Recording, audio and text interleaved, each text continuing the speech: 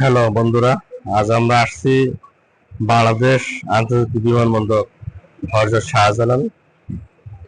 আমরা এখানে আসছি রাত্রি যখন 1:30 বাজে, তখন এখানে আমরা আসছি। এখানে আমাদের মালটা যাচ্ছে ইস্তাম্বুল হয়ে, আমাদের শহীদুল ভাইয়ের ছেলে ইউএসএ লেখাপড়া করার জন্য। দেখেন চতুর্পাশে প্রচন্ড পরিমাণ বৃষ্টি হচ্ছে, মুষলধারা বলে যাকে। এত সুন্দর বৃষ্টি ভিডিওটা ধারণ না করলেই নয়, তাই একটু ধারণ করে নিলাম আপনাদের দেখার জন্য। চতুর্দিকে ছিমছাম, কোনো নাই, সবগুলা নিরাপত্তা সহ পালন করছে, সমস্ত গেটই বন্ধ।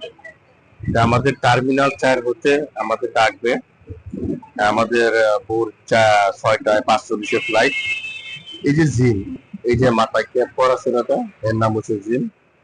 উনি চলে যাচ্ছে ভিতরে সবাইকে টাটা দিয়ে। উনি জনাব শহীদুল ইসলাম, এই ভাইয়ের ছেলে শহীদুল ইসলাম ভাই, জিরানিয়াবাজার সন্দ্রী লাইফ ইন্স্যুরেন্সের ম্যানেজার।